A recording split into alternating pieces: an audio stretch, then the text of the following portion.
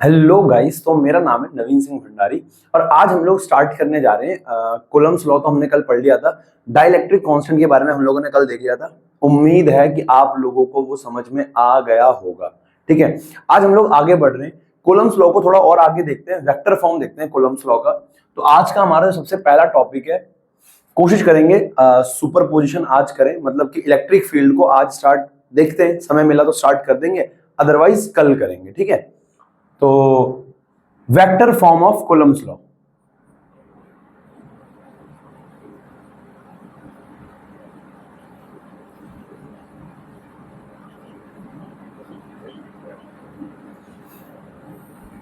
तो Coulomb's law की vector form क्या है, देखो।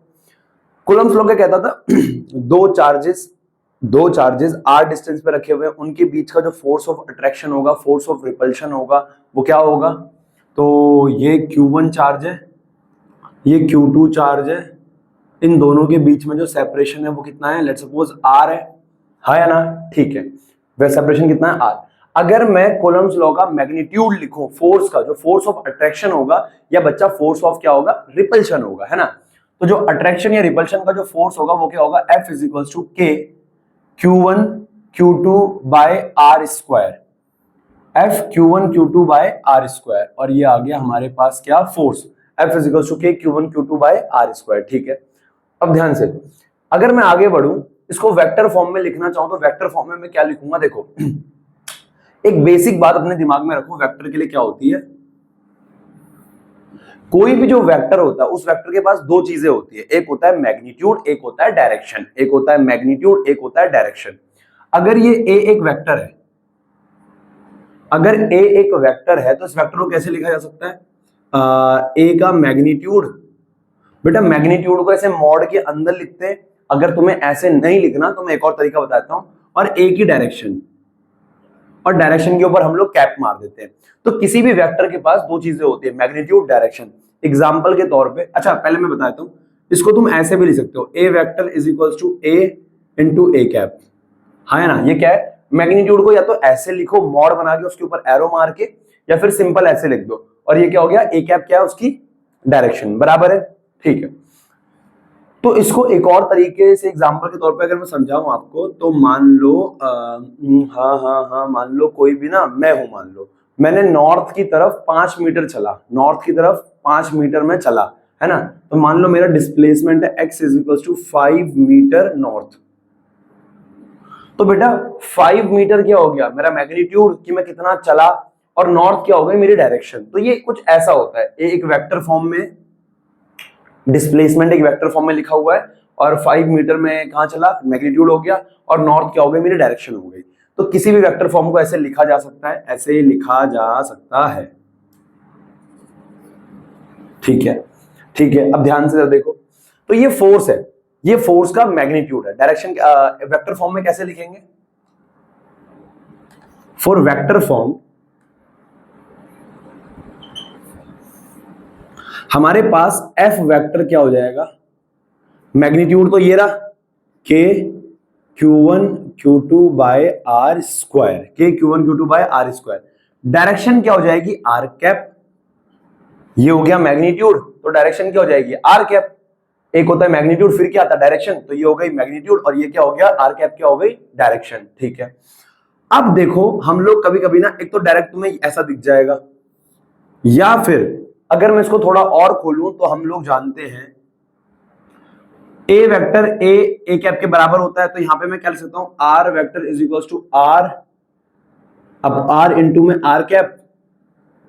अरे जैसे ए वेक्टर है, ए इंटू में मैग्नीट्यूड इंटू में ए कैप, वैसे मैं ये लिख सकता हूं R vector is equal to में आर इंटू में R cap.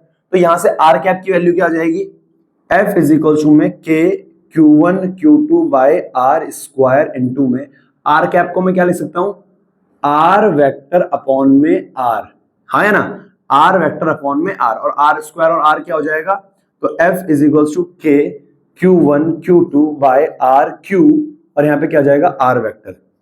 Sorry, vector form में कभी कभी एमसीक्यू में आपको ऐसा इक्वेशन बना के दे देगा, और 3-4 ऐसे बना के दे देगा, और कहेगा ना एमसीक्यू में कि बताओ कौन सा कूलम्ब्स लॉ का वेक्टर फॉर्म है। तो याद रखना, एक ऐसा हो गया, ऐसा हो गया, वो घुमा के बोल देगा, कोई दिक्कत नहीं है, है ना।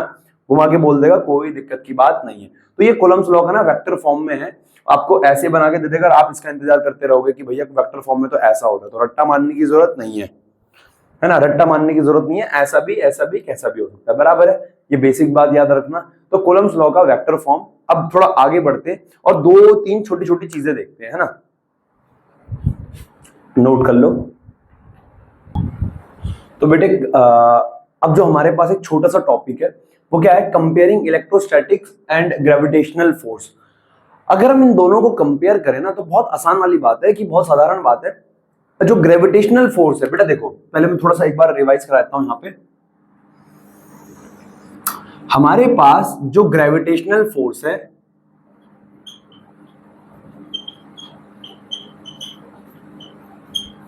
ग्रेविटेशनल फोर्स के अंदर क्या है, एक m1 मास है और एक क्या है m2 मास है, और r डिस्टेंस पे रखा हुआ है। अगर r डिस्टेंस पे रखा है तो इसके इन दोनों के बीच में जो ग्रेविटेशनल फोर्स लगेगा वो क्या लगेगा, g m1 m2 by r square, g m1 m2 by r square, ये ग्रेविटेशनल फोर्स लगेगा। अगर यहीं पे मैं इलेक्ट्रोस्टैटिक की बात करूं,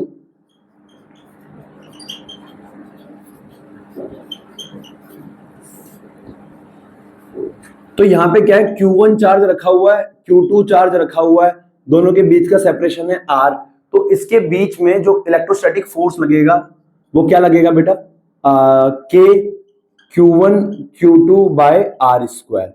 तो अगर मैं दोनों की सिमिलैरिटी की बात करूं कि दोनों में क्या कॉमन होता है, क्या सिमिलैरिटी होती है, तो तुम्हें साफ साफ पहला पॉइंट तो दिख रहा है, both obeys inverse square law.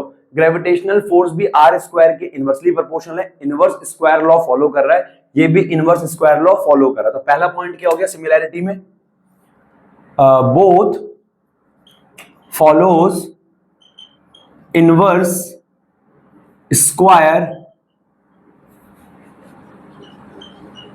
Law, दोनों के दोनों इनवर्स स्क्वायर लॉ फॉलो करते हैं, यानी F is inversely proportional to R square, हाँ है ना, ठीक है। सेकंड पॉइंट जो दोनों में सिमिलैरिटी है वो ये है कि दोनों के दोनों कंजर्वेटिव इन नेचर होते हैं। कंजर्वेटिव मैंने लास्ट क्लास में बताया था। कंजर्वेटिव क्या होता है, कंजर्वेटिव वो होता है जो पाथ पे डिपेंड नहीं करता, इनिशियल और फाइनल पोजीशन पे डिपेंड करता है, हाँ या ना, अरे हाँ या ना। तो दोनों के दोनों क्या होती है, कंजर्वेटिव फोर्सेज होती हैं। तो both forces are conservative in nature, यहां लिख दूं। तो ये दो सिमिलैरिटी हो गई दोनों के अंदर, दोनों के दोनों कंजर्वेटिव होती हैं। तीसरी क्या सिमिलैरिटी हो गई, थोड़ा अपने दिमाग पे जोर डालो यार, थोड़ा अपने आप से पूछो कि भैया तीसरी क्या सिमिलैरिटी होगी यार, लगाओ दिमाग, लगाओ। सेंट्रल फोर्स, ग्रेविटेशनल भी अपने सेंटर की टुवर्ड्स द सेंटर बॉडी को अट्रैक्ट करता है, इलेक्ट्रोस्टैट भी टुवर्ड द सेंटर या तो अट्रैक्ट करेगा या रिपेल करेगा, हाँ या ना। तो दोनों के दोनों क्या है, सेंट्रल फोर्सेज हैं, है ना। बोथ आर सेंट्रल फोर्सेज, ठीक है। तो दोनों की दोनों क्या है, ये सेंट्रल फोर्सेज होती हैं। तो both follows inverse square law, both forces are conservative in nature, both are central forces. और इन दोनों में एक और सिमिलैरिटी है, ये इनवर्स स्क्वायर लॉ तो फॉलो कर ही रहे हैं, साथ में ये दोनों क्या है, प्रोडक्ट के डायरेक्टली प्रोपोर्शनल है। किसके प्रोडक्ट के, मासेस के। और देखो ग्रेविटेशनल में मास आता है तो ये मास के प्रोडक्ट के डायरेक्टली प्रोपोर्शनल है, और इसमें क्या आता है, इलेक्ट्रोस्टैट में चार्ज आता है, तो यहाँ पे क्या है, चार्ज के प्रोडक्ट के डायरेक्टली प्रोपोर्शनल है, चार्ज के प्रोडक्ट के डायरेक्टली प्रोपोर्शनल है। देखो Q1 Q2 का स्क्वायर के डायरेक्टली प्रोपोर्शनल है, F M1 M2 के स्क्वायर, M1 M2 के मैंने स्क्वायर बोला यहाँ पे, Q1 Q2 के डायरेक्टली प्रोपोर्शनल है, F M1 M2 के डायरेक्टली प्रोपोर्शनल है क्या, F। तो यहाँ पे मैं बोल सकता हूं electrostatic and gravitational forces are directly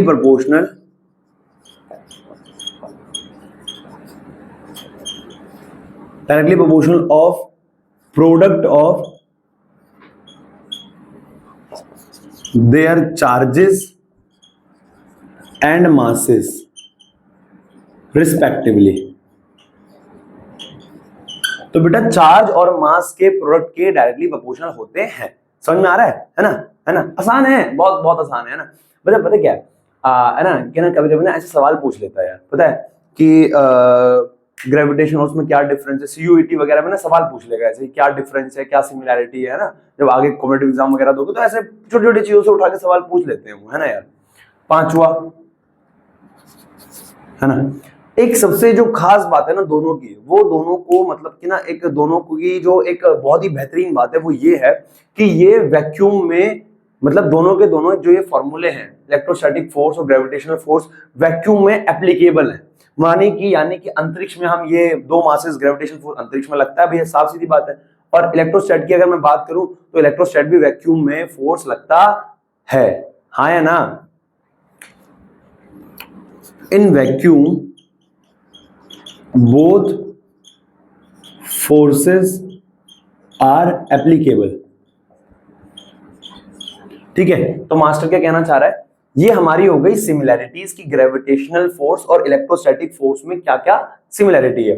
both forces inverse, both follows inverse square law, both forces are conservative in nature, both are central forces, electrostatic and gravitational forces are directly proportional to product of their charges and masses respectively.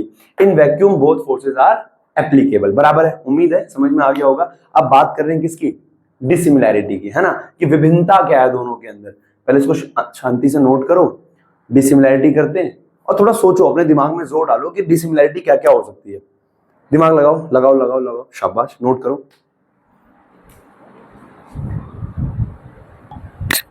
ठीक है, तो अगला जो हमारे पास topic है वो ये है कि डिसिमिलैरिटी क्या है ना, ग्रेविटेशन और इलेक्ट्रोस्टैट में। तुमने थोड़ा सा दिमाग लगाया, अगर होगा तो लगाओगे ना, लेकिन थोड़ा सा तो होगा, है ना, ठीक है, गुड। तो क्या क्या डिसिमिलैरिटी है, शाबाश, पहला पॉइंट तुमने बिल्कुल सही बोला है। क्या बोला है, जो ग्रेविटेशनल फोर्स है वो हमेशा अट्रैक्टिव होगा नेचर में, एक मास दूसरे मास को हमेशा अपनी तरफ अट्रैक्ट ही करेगा।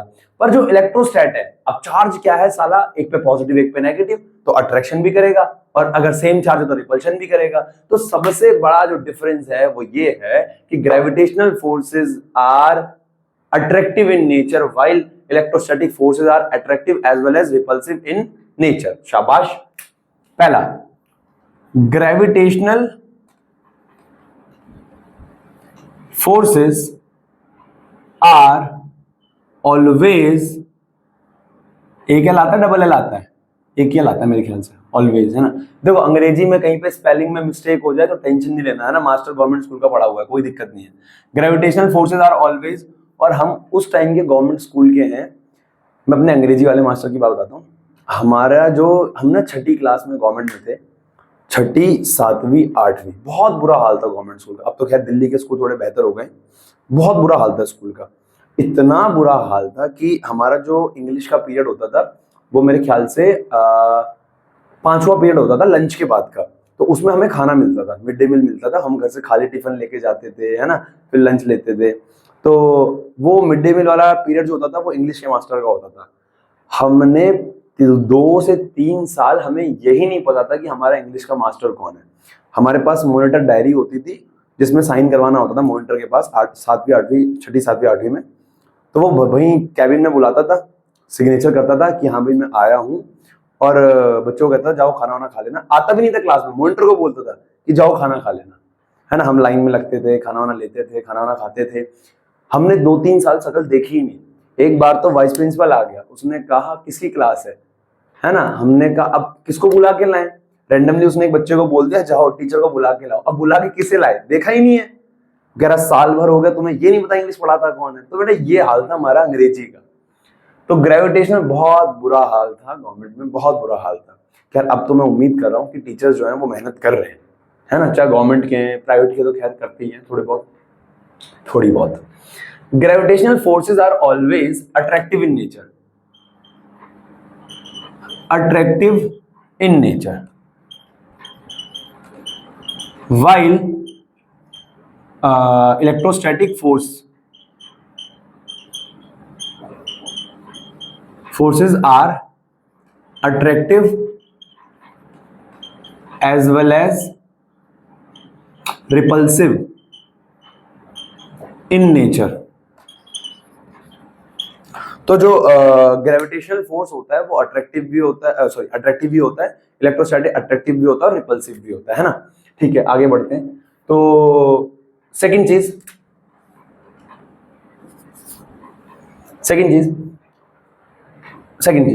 दूसरी डिसिमिलैरिटी क्या हो जाएगी, और कोई डिसिमिलैरिटी जो तुम्हें लगता है कि हाँ भाई ये कुछ तो है, जैसे कि पहला एक और चीज, ये के, यहां पे जो जी है, हम जी को क्या बोलते थे, यूनिवर्सल ग्रेविटेशनल कांस्टेंट, क्योंकि इसकी वैल्यू हर जगह सेम है, 6.67 × 10⁻11 हर जगह सेम है, पर के की वैल्यू फिक्स नहीं है। के वाटर में अलग है, एयर में अलग है, ग्लास में अलग है, डायमंड में अलग है, शराब में अलग है। तो मास्टर क्या कहना चाह रहा है, के जो है वो मीडियम पे डिपेंड करता है, यानी electrostatic constant depends on medium, while gravitational constant does not या डू नॉट, जो भी आता है, डिपेंड्स ऑन मीडियम। बराबर है, हाँ है ना, ठीक है। तो इलेक्ट्रोस्टैटिक कांस्टेंट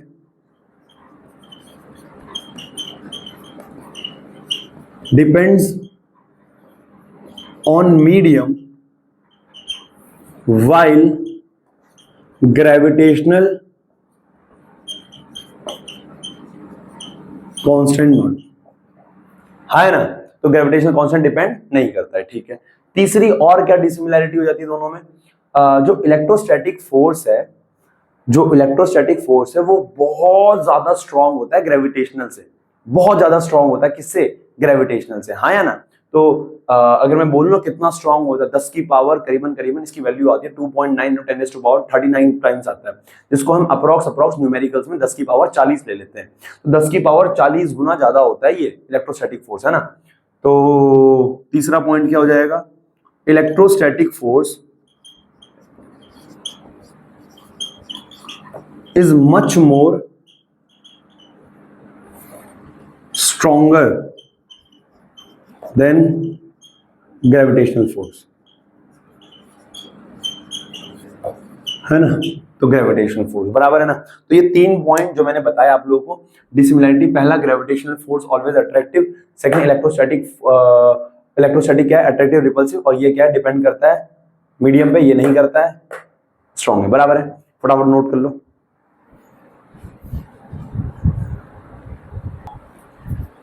ठीक है, तो आगे बढ़ रहे हैं। अगला जो हमारे पास यहाँ पे टॉपिक है वो ये है, सुपरपोजिशन और principal of superposition of electrostatic force. देखो अंग्रेजी छोड़ो, बेसिक समझो, अरे बेसिक समझो, आराम समझ में आ जाएगा। देखो मैं ये कहना चाह रहा हूं कि अगर मान लो यहाँ पे एक चार्ज रखा हुआ है Q0, इस सबको देखने की जरूरत नहीं है, बेसिक देखो, ये समझ में आ जाएगा। एक चार्ज रखा हुआ है Q0, ठीक है, यहां पे बहुत सारे चार्ज रखे हुए हैं। मान लो यहां रखा हुआ है Q1, यहां रखा हुआ है Q2, यहां रखा हुआ है Q3, यहां लिखा हुआ है एंड सो ऑन Qn। तो ये बहुत सारे चार्ज रखे हुए हैं। अब क्या है, ये बहुत सारे चार्ज रखे हुए हैं, तो ये Q0 चार्ज पे इसका कोई फोर्स ऑफ अट्रैक्शन या फोर्स ऑफ रिपल्शन तो होगा, अगर सेम होगा तो रिपल्शन होगा, अपोजिट होगा तो अट्रैक्शन होगा, यानी इसका इसके साथ कोई फोर्स लगेगा। सही बात है। मान लेते हैं इन दोनों के बीच की दूरी है R1, कितनी है, R1 दूरी है ना, और इसका इसके साथ जो फोर्स है वो क्या है, F1 मान लेते हैं, F1 है ना, ठीक है। अब हालांकि इसका, अभी मेरी बात को सुनते रहना, इसका इस पे जो फोर्स है वो है F1। अब उसी प्रकार से इस पे इसका भी फोर्स होगा, इस पे इसका भी फोर्स होगा, इसकी वजह से ही फोर्स होगा, तो ये इसका इसकी वजह से फोर्स मैंने बोल दिया R2 डिस्टेंस पे, और फोर्स हो गया F2, फोर्स क्या हो गया, F2। उसी प्रकार से सेम F3 इधर भी होगा, R3 डिस्टेंस पे, और ये क्या हो गया, F3। उसी प्रकार से ये किधर आ जाएगा, Rn डिस्टेंस पे, और फोर्स क्या हो गया इसका, मान ले Fn, हाँ है ना। तो मास्टर कहना चाह रहा है बहुत सारे चार्ज रखे हुए थे, किसी एक पर्टिकुलर चार्ज पे बाकी सब चार्जेस का जो फोर्स लग रहा है ना। अब तुम मन ही मन क्या पता है क्या सोच रहे होंगे कि मास्टर एक बात बता, इस पे तो है जो इसका भी फोर्स लगेगा और इस पे ही फोर्स लगेगा। हम इनकी बात नहीं कर रहे, हम सिर्फ एक पर्टिकुलर चार्ज की बात कर रहे हैं, हाँ या ना। तो इस चार्ज पे जो फोर्स लगेगा, नेट फोर्स लगेगा, वो सम होगा सारे इंडिविजुअल फोर्सेस का। यानी जो एफ नेट होगा जो इस पे लगेगा, एफ नेट वो होगा vector sum of all the individual forces, यानी F1 प्लस में F2 प्लस में F3 प्लस में एंड सो ऑन प्लस में Fn, है ना। तो जो F नेट होगा वो क्या होगा, वेक्टर सम होगा किसका, इंडिविजुअल फोर्सेस का। उदाहरण के तौर पे अब डेफिनेशन एक बार समझते हैं। The principle of superposition states that when a number of charges are interacting when the number of charges are interacting, the total force on a given charge, तो एक given charge पे जो total force लगेगा charge is the vector sum of the forces exerted on it due to all other charges। एक पे जो force लगेगा net वो सारे other के forces के vector sum के बराबर होगा, बराबर है। The force between two charges is not affected by the presence of the other charge। देखो मेरी बात को बहुत ध्यान सुनो, इसे ऐसे समझो इस बात को कि मान लो तुम्हारे पास कोई एक व्यक्ति है ना, तुम उसे बहुत प्रेम करते हो, मान लो, है ना। तो कोई दूसरा आया, अब किसी दूसरे के आने से तुम्हारा प्रेम तो कम नहीं होगा ना उसके प्रति, अरे होगा कि नहीं होगा? अगर होगा तो फिर तुम उससे बहुत प्रेम नहीं करते थे। उदाहरण के तौर पे अगर एक माँ के मान लो एक बेटा था या एक बच्चा था, तो जैसे दूसरा हो जाता है तो पहले के लिए प्रेम कम हो जाता है? नहीं। तो उसी प्रकार से the force between two charges is not affected by the presence of other charges. इस पे इसके वजह से जो फोर्स लगना था वो लगेगा, इसके आ जाने से इस पे कोई, इन दोनों के फोर्स के बीच में कोई अंतर नहीं पड़ेगा। हालांकि इनका आपस में कोई फोर्स लग जाएगा, पर इस पे जो स्टार्टिंग में फोर्स लग रहा था वो बाद में भी रहेगा। तो ये बात वो कहना चाह रहे हैं, बराबर है। तो ये हमारे पास क्या, प्रिंसिपल ऑफ सुपरपोजिशन, और इसके हम लोगों को ना न्यूमेरिकल्स करने हैं। क्या करने हैं? न्यूमेरिकल्स। तो क्या होता है, कुछ नहीं करना यार, नेट फोर्स निकालना है। क्या निकालना है? Net force. सवाल करें? स्टार्ट करते हैं सवाल को, सवालों से ज्यादा समझ में आएगा। तो बेटा ये हमारे पास एक सवाल है प्रिंसिपल ऑफ सुपरपोजिशन का, ये आओ समझते हैं, है ना। 3 equal charges at corner of an equilateral triangle. एक हमारे पास क्या है, इक्विलेटरल ट्राइंगल है। आंसर, एक हमारे पास इक्विलेटरल ट्राइंगल है।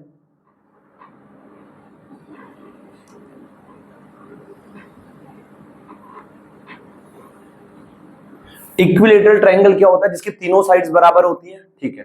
तो तीनों साइड्स बराबर हैं, और वो लास्ट में क्या भी रहा है, equilateral triangle is a if side, तो तीनों साइड क्या है, ए और ये भी क्या है, ए, ठीक है।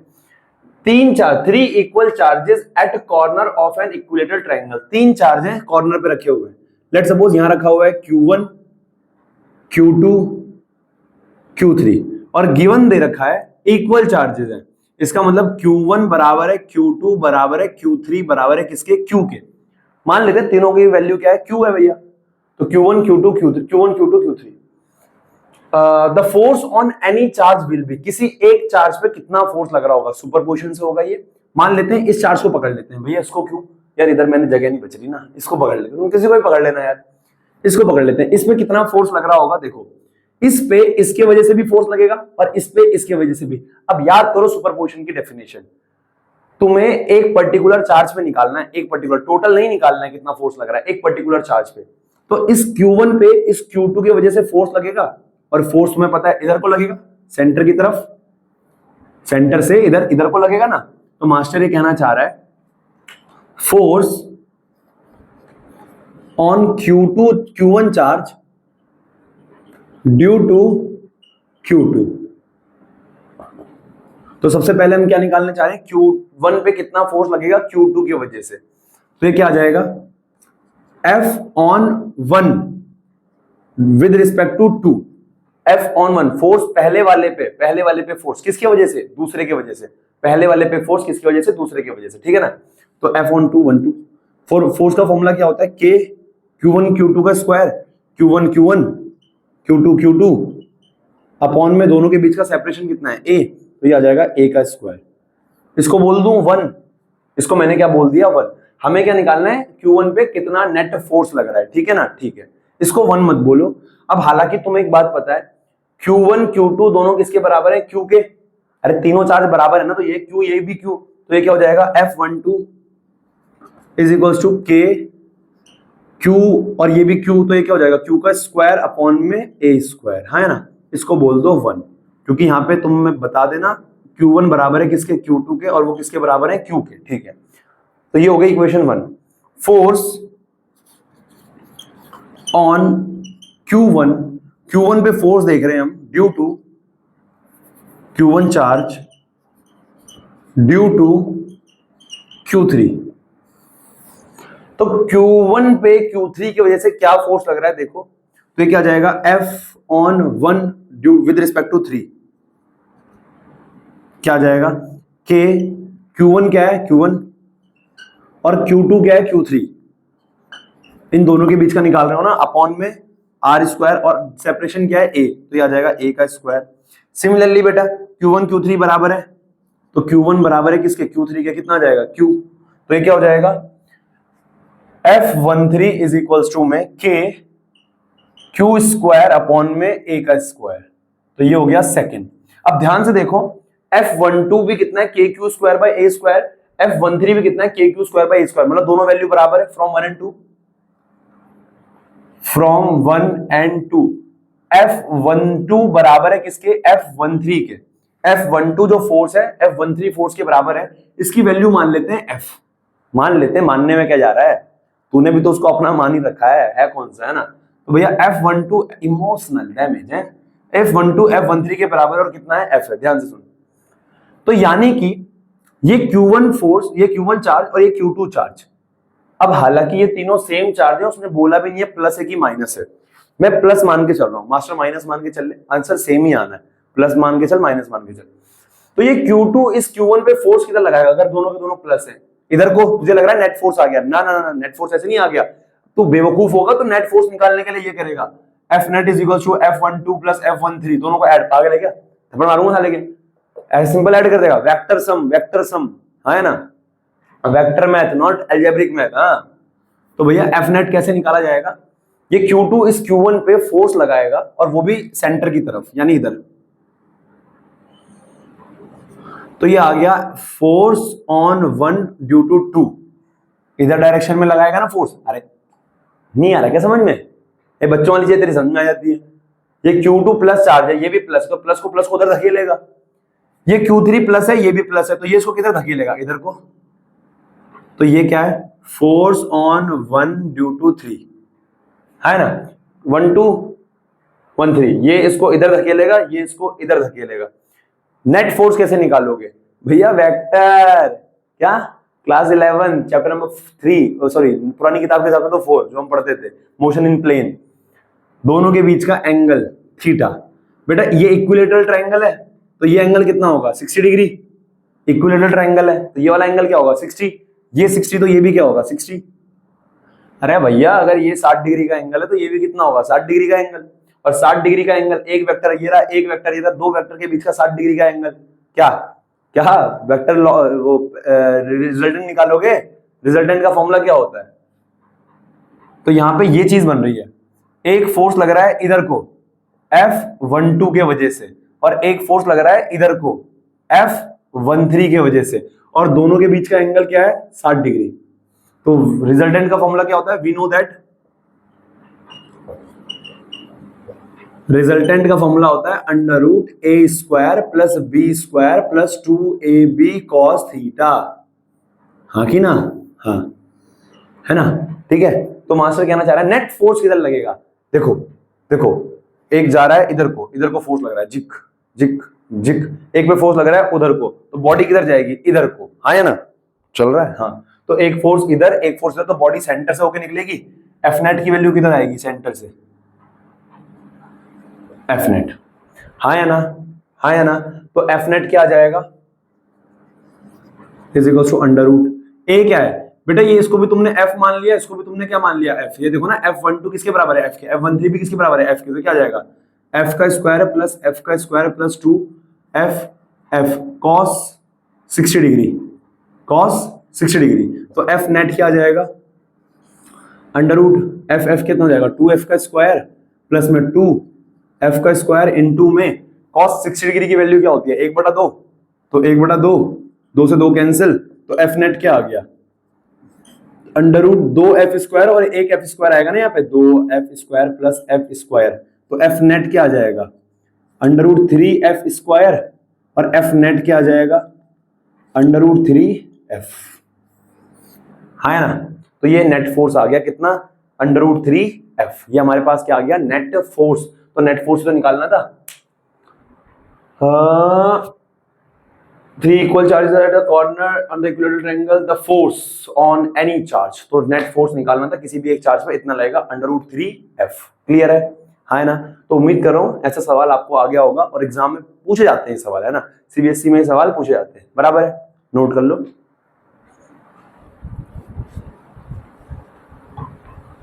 ठीक है, तो बेटा हमारे पास अगला सवाल है, बिल्कुल सिमिलर है यार। मैं कहूंगा ना यार वीडियो को पॉज करो और ट्राई करो यार इस सवाल को यार, अगर ये चल रहा है, हाँ अगर देखो यार तुम ना सवाल खुद नहीं लगाओगे तो फिर कैसे आएगा यार, है ना यार। तो वीडियो को पॉज करो, कर दिया, अभी भी नहीं किया ना, मक्कारी कूट कूट के भरी है भैंस की टांग। आंसर कर दे भाई, कर ले भाई सवाल।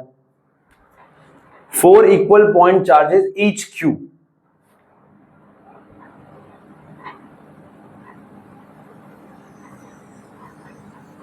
कह रहा है 4 equal point charges Q are placed on the 4 corner of a square. एक स्क्वायर है हमारे पास,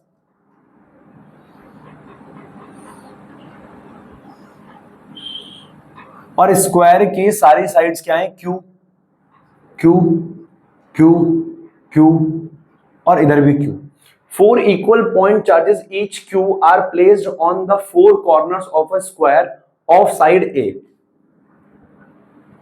ए आएगा छोटा, ये भी ए है, ये भी ए है, ये भी ए है, ये भी ए है, बराबर है, ठीक है, हाँ है ना, ठीक है। इसको Q1 नाम, Q1 नाम दे दो, Q2, Q3, Q4, ठीक है ना, नाम देते हैं, क्या दिक्कत है नाम देने में। ये हो गया Q1, ठीक है। Calculate the force on any one of the charge, किसी भी एक चार्ज पे हमें फोर्स निकालना है। गिवन क्या है, गिवन है भाई साहब Q1 बराबर है Q2 बराबर है Q3 बराबर है Q4 बराबर है किसके, Q के, है ना। Q1 2 3 4 क्या है, बराबर है, ठीक है। अब मैं ये कहना चाह रहा हूं Q1 पे निकालते हैं, किसी भी एक पे निकाल दो, Q1 पे निकाल देते हैं। इसको मैं डायरेक्ट करूंगा, है ना, मैं वो तुम खुद कर लेना, है ना, डायरेक्ट कर रहे हैं इसको। देखो इस Q1 पे इस Q2 की वजह से फोर्स लगेगा इधर को, हाँ है ना। तो ये क्या आ गया F/1 ड्यू टू 2, पहले वाले चार्ज पे दूसरे वाले चार्ज की वजह से फोर्स लगेगा इधर को, अरे हाँ बोलना है, हाँ। अब इस Q4 की वजह से इस Q1 पे फोर्स किधर लगेगा, पॉजिटिव पॉजिटिव है, इधर को फोर्स लगाएगा, ये इसको इधर रिपेल करेगा, तो इस पे फोर्स लगा इधर को, तो ये क्या बन गया F/1 due to 4, F/1 due to 4। अब ये जो Q3 वाला है, ये जो Q3 वाला है, ये Q3 वाला फोर्स किधर लगाएगा, ये इसको इधर रिपेल करेगा, तो यानी इस पे फोर्स लगेगा इधर को, कि F/3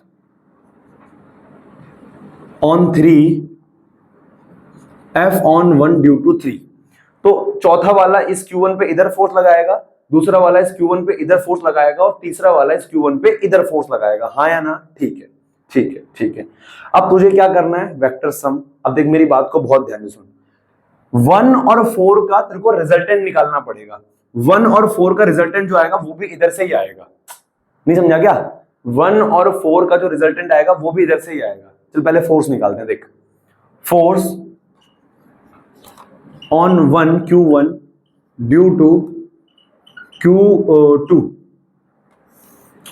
पहले पे फोर्स निकाल रहे हैं हम, पहले पे फोर्स निकाल रहे हैं दूसरे की वजह से, तो क्या हो जाएगा F12 is equal to K Q1, और ये क्या है Q2 बाय दोनों के बीच का सेपरेशन क्या है A स्क्वायर। अरे पहले पे दूसरे की वजह से फोर्स, थोड़ा मालूम है, ध्यान दे ले यार, पहले पे दूसरे की वजह से फोर्स कितना आ जाएगा K Q1 Q2 by A square. इसकी वैल्यू लिख दूं, K Q1 Q2 सेम है, सेम चार्ज है ना, इक्वल चार्जेस, तो ये क्या हो जाएगा Q square divide by A square, इसको 1 बोल दिया, ठीक है। सेम ये मेरे पास है F12, अब मैं निकाल रहा हूं फोर्स ऑन, एक बार को इसको हटा दे, इसको हटा दे, कंफ्यूजन हो जाएगी वरना तेरे को, है ना। रुक जा रुक जा रुक जा, सुनता रहे। Force on Q1 due to Q4, ये चौथे वाले की वजह से इस Q1 पे फोर्स नीचे की तरफ लगेगा, तो क्या आ जाएगा F on 1 due to 4 is equal to K Q1 Q4 divide by a square. तो कितना आएगा K Q square divide by a square, ये भी Q बराबर है a स्क्वायर सेकेंड। यानी क्या आया, ये और ये वाला फोर्स क्या है, सेम है। कारण क्यों सेम है, अबे मूर्खों, अबे निकम्मो, अगर चार्जेस सेम है, सेपरेशन सेम है, तो फोर्सेस भी तो सेम ही आएगा यार। तो रखा भी सेम मीडियम में, तो दोनों फोर्सेस क्या है, सेम है। यानी यहां से मैं बोल सकता हूं हियर F on 1 2 बराबर है F on 1 4 के, बराबर है ना। इसको मैंने बोल दिया F, मान लो क्या बोल दिया F। F on 1 2 F on 1 4 क्या है, F के बराबर है, हाँ है ना, हाँ है ना, हाँ ठीक है ठीक है। इन दोनों का नेट फोर्स किधर लगेगा, अभी मैं तीसरे वाले चार्ज की बात कर ही नहीं रहा हूं, मैं इन दोनों के नेट फोर्स की बात कर रहा हूं। तो इन दोनों का नेट फोर्स किधर लगेगा, रिजल्टेंट लगेगा इधर को, इन दोनों का रिजल्टेंट इधर को जाएगा ना, इन दोनों का। तो मैं बोल रहा हूं, है ना, इन दो, ये वाला एंगल 90 डिग्री होगा, ये वाला, ये मैं बोल रहा हूं F डैश बोल रहा हूं इसको मैं। तो बेटा F डैश क्या है, इन दोनों का रिजल्टेंट। अरे मैं पहले इन दोनों का रिजल्टेंट निकाल रहा हूं यार, हाँ है ना, नहीं समझा, समझ गया, ठीक है। तो इन दोनों का रिजल्टेंट क्या हो जाएगा, F dash is equal to में अंडर रूट, पता है ना रिजल्टेंट का formula, R is equal to में a square plus b square plus 2ab cos theta, हाँ है ना। कॉस थीटा कितना, 90 डिग्री हो जाएगा, क्योंकि दोनों वेक्टर के बीच का एंगल कितना है, 90। दोनों वेक्टर के बीच का एंगल 90 है ना, तो ये क्या हो जाएगा, अच्छा F12 और F14 को मैंने F डैश बोला ना, F डैश बोला, F नहीं बोला है ना, F डैश बोला है। तो ये क्या आ जाएगा, R a square plus b square 2ab cos theta. तो यहां से रिजल्टेंट क्या आ जाएगा, R इज इक्वल टू में अंडर रूट, या F dash is equal to में, F dash is equal to में a कितना है, a हमारा, अच्छा इसके फोर्स को, अरे इसको तो मैंने F बोला ना, F12 F14 को मैंने F माना है, इसके नेट रिजल्टेंट को मैं F डैश बोल रहा हूं यार। तो a क्या है मेरा, ये F12, ये भी F के बराबर है, F का स्क्वायर प्लस b स्क्वायर किसके बराबर है, ये रहा, ये भी मेरा F के बराबर है, प्लस में 2f और cos 90 क्या होता है, 0। तो ये पूरी टर्म 0, बचेगा क्या, F डैश बचेगा अंडर रूट में 2f का स्क्वायर, 2f का स्क्वायर, और f क्या है, ये वैल्यू। तो यहां से क्या हो जाएगा, f डैश मेरे पास आ जाएगा अंडर रूट 2f, और f की वैल्यू कितनी है, f की वैल्यू है मेरे पास f dash is equal to में अंडर रूट 2 इंटू में k Q square divide by r square. ये मेरे पास किसकी वैल्यू है, f डैश की। अब ध्यान से मेरी बात सुनियो, ये f डैश किसकी वजह से आया था, इसकी और इसकी वजह से, पर Q3 का अभी तो मैंने फोर्स निकाला ही नहीं है Q1 पे, तो Q3 का फोर्स Q1 पे किधर लगेगा, इसका फोर्स भी इस पे इधर ही लगेगा। तो यानी कि मैं ये कहना चाह रहा हूं, फोर्स ऑन 1 ड्यू टू 3 की डायरेक्शन भी तो यही आएगी, फोर्स ऑन 1 ड्यू टू 3 की डायरेक्शन भी यही। इन दोनों का रिजल्टेंट इधर, इसकी वजह से फोर्स भी इधर, पहले इसकी वजह से निकालते हैं, force due to Q3, force due to Q3 on Q1 पे Q3 की वजह से क्या फोर्स लगेगा, F on 1 due to 3 is equal to में K Q1 Q3 divide by a square. दोनों के बीच का सेपरेशन कितना है, इनका तो a था, इनका भी a था, क्या इसके और इसके बीच का सेपरेशन a है, नहीं, कितना हो जाएगा, अरे भैया स्क्वायर का हाइपोटेन्यूज कितना होता है, अगर ये a है, ये a है, तो ये क्या होगा, √2a, अरे हाँ है ना, √2a, तो ये क्या हो जाएगा, √2a का होल स्क्वायर, √2a का होल स्क्वायर। तो ये क्या है, अबे निकाल लेना भाई निकाल लियो, परपेंडिकुलर है बेस ए, तो हाइपोटेन्यूज क्या आएगा, हाइपोटेन्यूज इक्वल टू में परपेंडिकुलर स्क्वायर पर बेस का स्क्वायर। तो ये क्या आ जाएगा, Q13 क्या आ जाएगा, के Q1 क्या है, Q का स्क्वायर, ये दोनों Q अपॉन में अंडर रूट 2 का स्क्वायर क्या आएगा 2, और a का स्क्वायर क्या आएगा a स्क्वायर, हाँ है ना। अब मैं नेट फोर्स की बात कर रहा हूं, देख मेरी बात सुन, नेट फोर्स, अभी नेट फोर्स नहीं निकला है, इन दोनों का रिजल्टेंट इधर F डैश, इसकी वजह से फोर्स भी इधर, तो यानी दो फोर्सेस हैं इधर, दो फोर्सेस हैं, इन दोनों का रिजल्टेंट इधर और इसकी वजह से फोर्स भी इधर, तो F नेट क्या हो जाएगा, नाउ F नेट बराबर होगा किसके, F डैश, ये जो फोर्स इन दोनों का रिजल्टेंट आया है इसके, और ये जो इस पे फोर्स लगा रहा है इधर, प्लस F13। नहीं आया क्या समझ में? दोनों एक ही दिशा में जा रहे हैं ना, रिजल्टेंट भी इधर जा रहा है। और मैंने ऑन कर रखी है ये वीडियो भाई, हाँ कर रखी है, बराबर है ना। तो ये इसके बराबर होगा, तो एफ नेट क्या हो जाएगा? एफ नेट बराबर हो जाएगा किसके? एफ डैश किसके बराबर है? √2 इंटू में K Q square by R square plus में F13 क्या है? K Q square by 2a square. K Q square by a square common ले लिया तो एफ नेट क्या बचा? K Q square by a square bracket में क्या बचेगा? √2 प्लस में 1/2 है ना। और ये हमारे पास आंसर हो गया नेट फोर्स का। क्लियर है? ऐसे सवाल आते हैं, बच्चा पूछते हैं, और ये आसान सवाल है यार, समझ तो सही। करना क्या था, इसका बस फोर्स देखना था यार, है ना। उम्मीद है समझ में आ गया होगा। क्लियर है? ठीक है, नोट कर लो।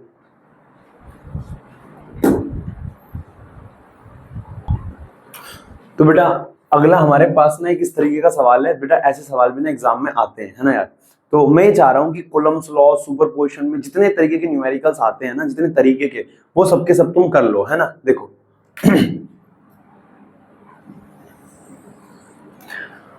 तो two charges Q and plus Q are placed L distance apart. Where should we keep a third charge on the line joining plus Q and plus 4Q so that the third charge is in equilibrium? Answer क्या रहा है? एक plus Q charge है, एक plus Q charge है और एक plus 4Q charge है।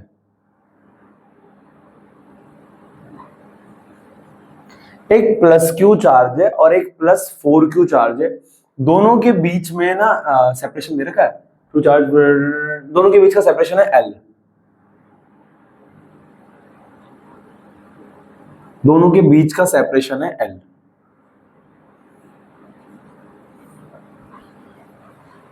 Are placed L distance apart. Where should we keep a third charge?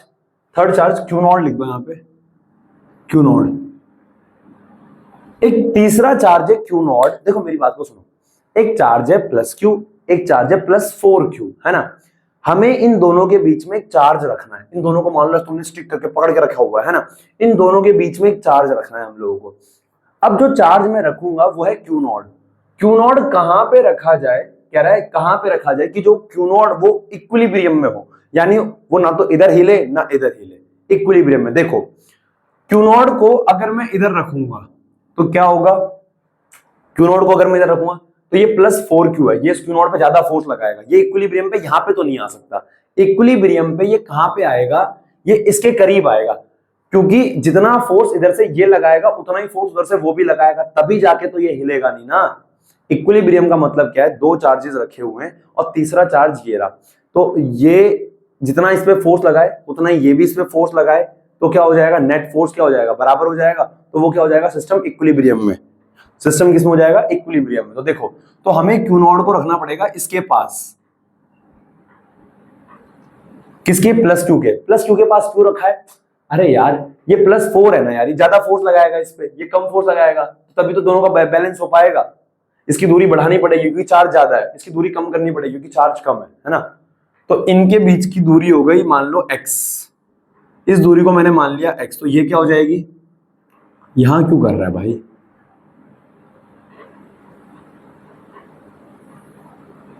है ना, दोनों की लाइन जॉइनिंग के बीच में रखा है। ये दूरी हो गई लेट सपोज कितनी? x, तो ये कितनी हो जाएगी? L minus x। ये कितनी हो जाएगी? L माइनस x, है ना। ये हो गई x, तो ये हो गई L माइनस x। ठीक है, अब मास्टर अब देखो, ये x, ये L minus x, net force क्या है? इक्विलिब्रियम में, सिस्टम इक्विलिब्रियम। पहले फोर्स निकालते हैं। क्या नाम है इसका? Force on Q naught due to Q plus Q, है ना। तो Q नॉट पे इसकी वजह से फोर्स कितना आएगा? F ऑन इसमें, इसको F1 बोल दो इसकी वैल्यू को।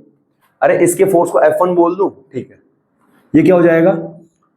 ये क्या हो जाएगा हमारे पास? K, Q1 कितना है? Q1 is Q and Q2 कितना है? Q2 is Q not upon में दोनों के बीच का सेपरेशन कितना है? इन दोनों के बीच का सेपरेशन मैंने x माना है, x का square k q1 q2 by x square होता है ना, F is equals to k q1 q2 by r square, ये हमारा फोर्स होता है। तो इसके और इसके बीच की दूरी x, तो x का स्क्वायर फर्स्ट। अब मैं बात करने जा रहा हूं force on plus force on q not, इस पे इसकी वजह से force q naught due two plus 4q,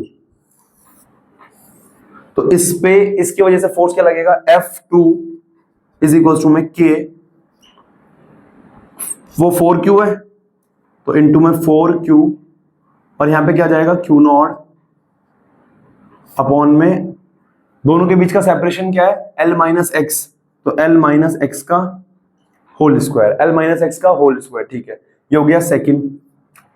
if system is in equilibrium, अगर सिस्टम इक्विलिब्रियम है मतलब ये हिल नहीं रहा है, इसका मतलब ये है अगर ये नहीं हिल रहा है तो यहां से जो फोर्स लग रहा है, यहां से जो फोर्स लग रहा है वो क्या है, सेम है। यहां से जो फोर्स लग रहा है वहां से जो फोर्स लग रहा है वो क्या है, सेम है। तो इसका मतलब ये है if system is in equilibrium then F जो 1 है वो बराबर होगा F2 के, तो F1 कितना है, KQ by Q not by x square, और ये कितना है K, ये हो जाएगा ना 4KQ Q not by L minus x का whole square, L minus x का होल स्क्वायर। तो ये क्या है, K से K कैंसिल, Q नॉट से Q नॉट O कैंसिल, बचेगा क्या यहाँ पे 4, तो ये क्या हो जाएगा, इसको मैं इधर ले जा रहा हूं, तो ये हो जाएगा L माइनस एक्स का होल स्क्वायर अपॉन में x का स्क्वायर इज इक्वल टू 4। ए भाई गणितज्ञ, ए मैथमेटिशियन, मेरी बात सुन, स्क्वायर ना खोल दियो इसका है कि L का स्क्वायर माइनस एक्स का स्क्वायर, तो उधर जाके माइनस कर रहा है बेवकूफों की तरह। क्या मैं इसको ये लिख सकता हूं, L माइनस एक्स अपॉन में x का whole square is equal to 4, लिख सकता हूं, बिल्कुल लिख सकता हूं। देखो है, ध्यान से सुनते रहना। अब जब ये हटेगा, यहां से स्क्वायर इधर भेजूंगा तो अंडर रूट लगेगा, तो ये क्या आ जाएगा, L माइनस एक्स अपॉन में x is equal two plus minus 2। अब तू यहाँ पे गलती करेगा, तू क्या है, तू अब बचकानी गलती क्या करेगा कि 2 स्क्वायर यहां से खोलेगा, तो ये किसका, तुझे लग रहा है कि यहाँ पे क्या आ जाएगा +2, तो इसका स्क्वायर उधर भेजेगा, अंडर रूट लगेगा, 4 का अंडर रूट क्या आ जाएगा 2, पर तू मूर्ख है, प्लस माइनस 2 बेटा, प्लस माइनस 2। हालांकि अगर तू प्लस लिखेगा तब भी तेरा आंसर सही आना है, माइनस में आंसर आएगा नहीं, पर कॉन्सेप्ट मैटर करता है ना, तो यहाँ प्लस माइनस 2 लगाना पड़ेगा। अब इसको अगर मैं आगे बढ़ाऊं तो एक वैल्यू में प्लस की लेके चल रहा हूं और एक वैल्यू में माइनस की, यहाँ पे प्लस की लेके चल रहा हूं, तो ये क्या हो जाएगा, L minus x is equal two plus minus 2 divide by x, ये था। तो यहाँ पे मैं लेके चल रहा हूँ प्लस वाली, L minus x divide by x is equal to +2, L minus x divide by x is equal to -2, तो ये क्या हो जाएगा, L minus x is equal to 2x, तो ये क्या हो जाएगा, x उधर जाके L is equal to 3x, और x की वैल्यू क्या हो जाएगी, L बाय 3, x की वैल्यू क्या हो जाएगी, L बाय 3, और यहां से x की वैल्यू निकालते हैं, तो L minus x is equal to -2x, L is equal to उधर जाएगा तो माइनस प्लस का हो जाएगा, तो क्या हो जाएगा माइनस का 2x प्लस का x हो जाएगा ना, तो L इज इक्वल टू क्या हो जाएगा, माइनस का x। तो L का भी नेगेटिव, L की वैल्यू तो उन्होंने बोल रखा है, तो सेपरेशन नेगेटिव कैसे हो सकता है, अरे माइनस में सेपरेशन कैसे हो सकता है, तो यानी ये वैल्यू गलत है। अब तू मन ही मन पता क्या सोच रहा होगा, अबे मास्टर जब ये गलत था तो उसको माइनस को लिया ही क्यों तूने, हम तो अच्छा खासा प्लस ले रहे थे। कॉन्सेप्ट मैटर करता है बेटा, कॉन्सेप्ट मैटर करता है ना। तो x क्या आ गया, L/3, यहाँ पे हमारा सेपरेशन क्या आ गया, L/3, यानी कि अगर प्लस q से मैं L/3, अगर ये सेपरेशन मान लो कितना है 15 है, तो 15 का 1/3 कितना होता है 5, यानी 5 मीटर की दूरी पर रखूंगा तब जाके वो क्या होगा, सिस्टम इक्विलिब्रियम में। समझ में आया ये, अरे क्लियर है ये। तो बेटा मैं उम्मीद कर रहा हूं कि ना तुम लोगों को ये सारा समझ में आ गया होगा। वीडियो ऑन थी भाई, हाँ भाई ऑन तो थी, ठीक है ना। तो मैं उम्मीद कर रहा हूं इसमें था क्या, ऐसे हमने इक्विलिब्रियम में कर दिया, ये क्लियर है। इस तरीके के सवाल एग्जाम में आते हैं, है ना। उम्मीद कर रहा हूं समझ में आ गया होगा, है ना। इसके और सवाल, है ना, किसी बच्चे को चाहिए मेरे से ले लेना, सवाल मांग लेना, कहीं पे ही मांग लेना, है ना, तो मैं सवाल भेज दूंगा। और मास्टर कहना चाह रहा है करना क्या है, करना क्या होता है भैया, फिजिक्स में तो थ्योरी पढ़नी होती है, न्यूमेरिकल लगाने होते हैं। थ्योरी नाम की कोई चीज होती नहीं है फिजिक्स के अंदर, होती है कॉन्सेप्ट कॉन्सेप्ट होते हैं, पर न्यूमेरिकल लगाओ, जितने ज्यादा न्यूमेरिकल लगाओगे मैं कहता हूँ थ्योरी अपने आप क्लियर हो जाती है, ठीक है ना। तो उम्मीद कर रहा हूँ आप लोगों को ये सारा समझ में आ गया होगा। आप लोग नोट्स बना रहे हो, नोट्स लिखने होते हैं, उसे पेन से ना, एक नीला एक काला पेन लेना होता है, उसे लिखना होता है ना, और समझ में आ गया होगा, ठीक है ना। कोई डाउट हो तो पूछ लेना, ना हो तो मत पूछना, और कोई डाउट हो तो पूछ लेना, ठीक है ना। ठीक है guys, okay, bye bye bye, take care, bye.